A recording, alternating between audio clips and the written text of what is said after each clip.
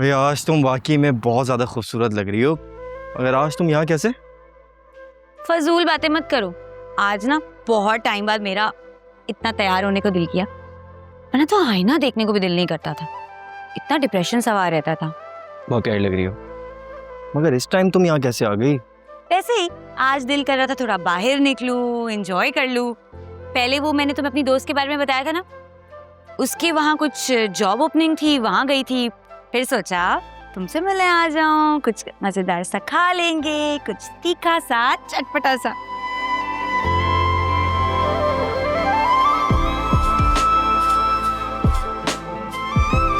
तुम मेरा मजाक उड़ा रहे हो? नहीं, मजाक नहीं उड़ा रहा, मैं बस ये सोच रहा हूँ कि अगर इंसान की ज़िंदगी में स्ट्रेस नाम की कोई चीज़ ना हो तो ज़िंदगी कितनी खूबसूरत हो जाती है ना। हाँ, तभी मैंने सोचा शादी के बाद ना नौशीन आंटी के साथ नहीं रहूंगी, जिंदगी का सारा स्ट्रेस कम रहेगा। फिजा कितनी गलत बात है, तो मेरी मम्मी को मेरे सामने कितना बुरा भला कहती हो यार। अरे बुरा भला थोड़ी बोल रही हूँ, बुरा बोल रही हूँ, बुरा। वो कौन सा मेरी बहन के साथ अच्छा करती हैं, इसीलिए हिसाब बराबर। Fair enough. वैसे एक बात बताऊँ, आज भाभी ज़ुनैरा की सास से मिलने जा रही हैं और अगर वो कामयाब हो गई तो मम्मी उनकी काफ़ी बड़ी फ़ैन हो जाएंगी। तुम्हारी मम्मी ने उनका फैन बनना होता ना, अब तक बन चुकी होती। ऐसी बात नहीं है यार, कुछ गलती भाभी की तरफ से भी हुई होगी। हाँ हुई है ना। उनकी सबसे बड़ी गलती पता है क्या है? वो ये है कि वो अपने से पहले ना दूसरों का सोचती हैं। तो छोड़ो ना यार, हम क्यों दूसरों की बातें करके अपना टाइम वेस्ट करें।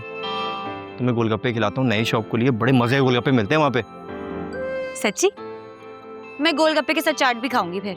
अगर तुम बोलो तुम्हारे घर के बाहर स्टॉल खुलवा दूं गोलगप्पों का। नहीं, तुम अपनी अम्मा को ले आओ ना, यही बहुत बड़ी बात है। बस हमसे कोई मौका नहीं छोड़ती ना बातें सुनाने का। अब चले, आ जाओ।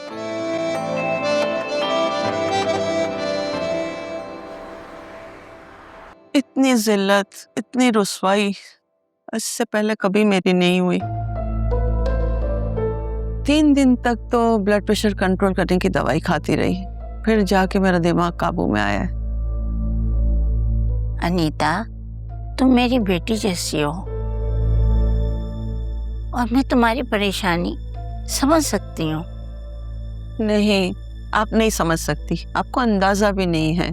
एक औरत जिसने पूरी जिंदगी अपने खानदान में पूरे रौब और दबदबे के साथ गुजारी हो, उसे लोग फोन कर करके अफसोस करें, हमदर्दी जताएं और पीछे से उसका मजाक उड़ाएं। अब सोचे क्या गुजरती होगी मेरे दिल पे। देखो बेटा, हमसे गलती हुई है और हम गलती का एतराफ़ भी करते हैं। आपका एतराफ़ क्या हमें हमारे खानदान में खोया हुआ मुकाम लौटा देगा? आपने नोट किया असलम अंकल कितने बदले हुए लग रहे थे। क्या मतलब कि बदल गया? मतलब ये कि वो शादी के लिए पहले कितना जोर दे रहे थे और जब से सुल्तान गया है उसके बाद शादी के लिए अजीब सी शराइत पे आ गए।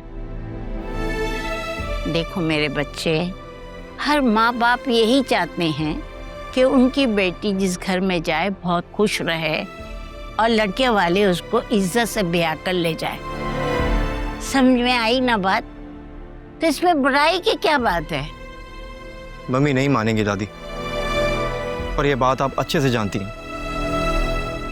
अब तो भाभी भी उनकी साइड पे आ गई हैं।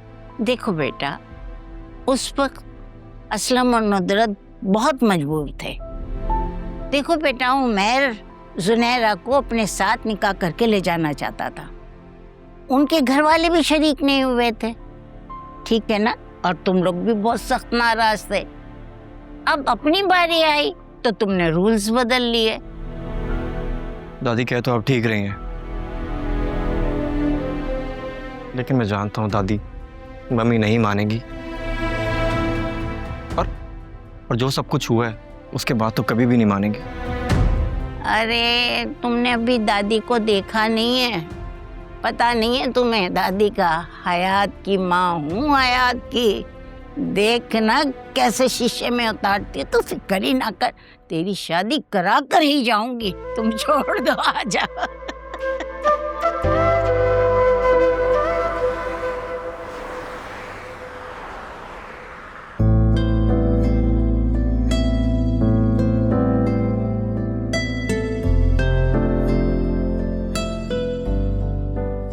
वाह भाई, आज तो बड़ा अच्छा मूड है। जमानों बाद ऐसा लग रहा है जैसे मैं आजाद हो गई हूँ। हाँ, आपको पता है मुझे भी ना आज इतनी प्यारी, इतनी मीठी, इतनी गहरी नींद आई है ना कि जैसे जहन से ना सारा बोझ ही उतर गया।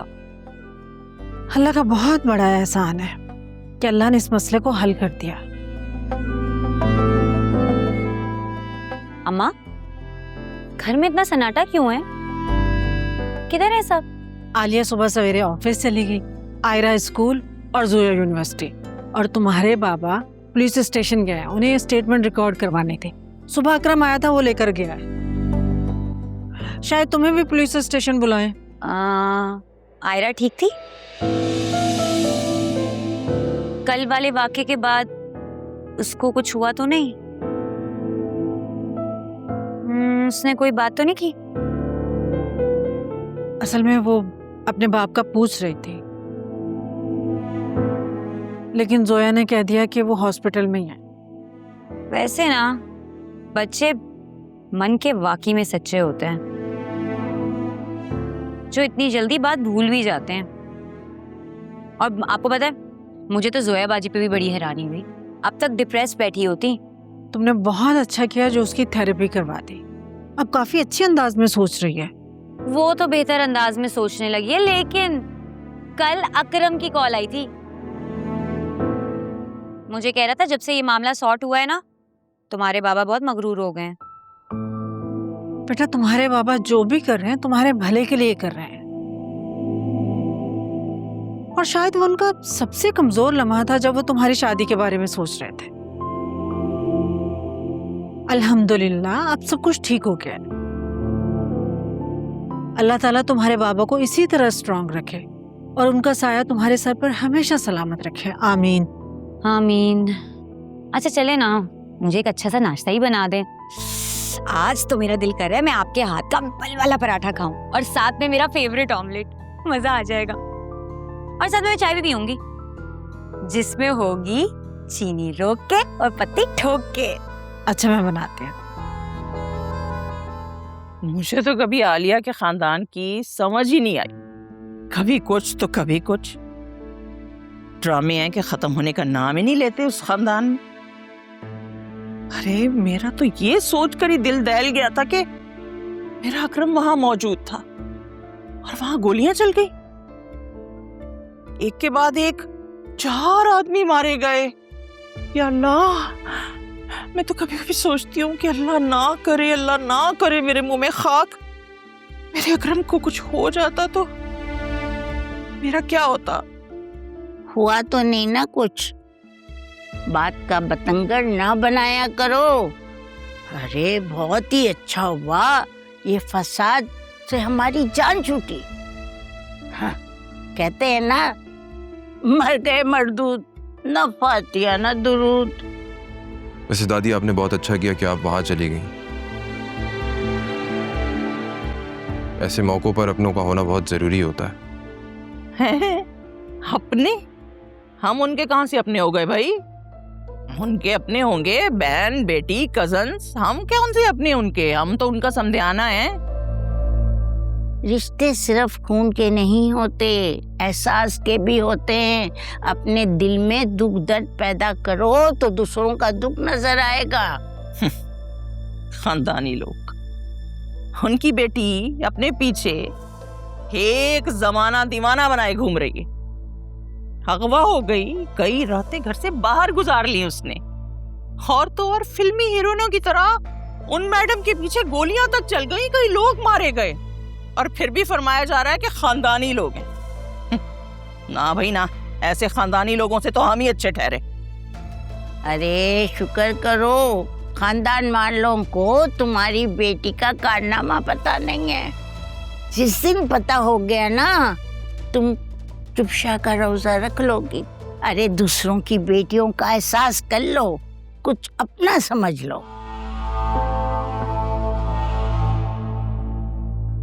मम्मी, वैसे दादी ठीक ही तो कह रही हैं। आपके मुंह से बार बार फिजा के लिए ऐसी बातें बिल्कुल भी मुनासिब नहीं लगती हैं। मत किया करें ऐसी बातें। खैर एनीवेज, आप लोग जुनैरा के ससुराल कब जाना है आप लोगों ने? मैं साथ चलूंगा आपके, ठीक है? नहीं, उन लोगों ने सिर्फ आलिया और अम्मा को बुलाया है। अरे सिर्फ आलिया को बुलाया था, लेकिन इन्होंने मुझे उनके साथ चिपका दिया। ये बताओ, तुम क्या समझती हो? तुम नहीं बताओगी तो मुझे पता नहीं चलेगा। भाई आप जाने और आपकी पोती, मैं क्या जानूं? मम्मी, मैं आलिया को ऑफिस लेने जा रहा हूँ। सुबह उसकी गाड़ी खराब हो गई थी, उसके बाबा ने उसे ऑफिस ड्रॉप किया था। मैं आता हूँ। हाँ भाई जाओ, तुम जाओ।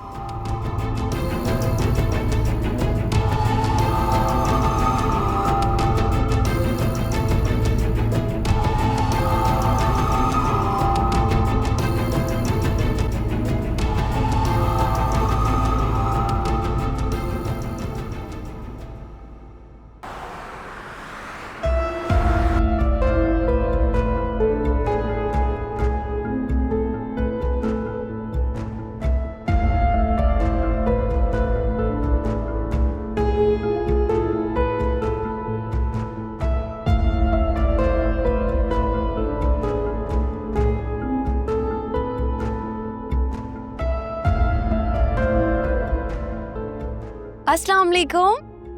What a pleasant surprise. आप कब आए? मैं तो 3 बजे ही आ गया था, तो मैं आने में काफी देर हो गई। इन्हें अगर मैंने फराज साहब का बताया तो खामखा मूड ऑफ होगा। वो एक्चुअली आपको बताया था ना, मेरी गाड़ी ख़राब हो गई थी तो कैब मैंने करवा ली थी, इसलिए टाइम लग गया। ओह अच्छा अच्छा अच्छा, कैब में आई हो? कैब में आते हुए इतनी देर कैसे हो गई तुम्हें? हाँ, वो उनकी गाड़ी का टायर पंचर हो गया था, इसलिए थोड़ा लेट हो गई। Are you sure? हाँ, क्यों, क्या हुआ? कुछ नहीं हुआ, बस थक गया हूँ। ठीक है, आप थोड़ी देर आराम कर लीजिए, मैं जब तक खाना लगवाती हूँ उसके बाद बाबा के घर चलेंगे। क्यों? वहाँ इतना कुछ हुआ है, सब बहुत डिस्टर्ब हैं। आप बाबा से मिलेंगे तो उन्हें अच्छा लगेगा। ठीक है, चलते हैं। ठीक है। अलिया, मैं तुम्हारे ऑफिस आया था वैसे तुम्हें पिक करने।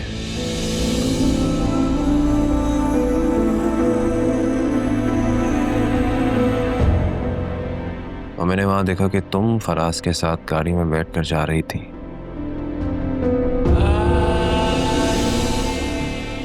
झूठ क्यों बोला तुमने मुझसे? वो वैसे वो कैब हो नहीं पा रही थी, मैं काफ़ी लेट हो रही थी, तो फराज साहब ने कहा कि मैं ड्रॉप कर देता हूँ। आपको मैं इसलिए नहीं बताना चाह रही थी कि आपको मेरा उनके साथ काम करना पसंद नहीं है, तो मैं बताती तो खामखा बिला वजह बदमज़गी होती, बस इसलिए। वैसे और क्या क्या छुपा रखा तुमने मुझसे?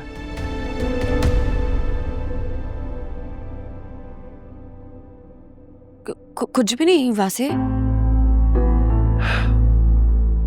देखो आलिया, मैं अच्छे तरीके से जानता हूं कि तुम एक स्ट्रॉन्ग कैरेक्टर की लड़की हो, और मैंने तुमसे वादा किया था कि मैं आज के बाद तुम पर कभी शक नहीं करूंगा। देखो, अगर ऐसी कोई बात हो जाया करे तो तुम मुझसे कह सकती हो, खुल के बता सकती हो, तुम्हें छुपाने की कोई जरूरत नहीं है।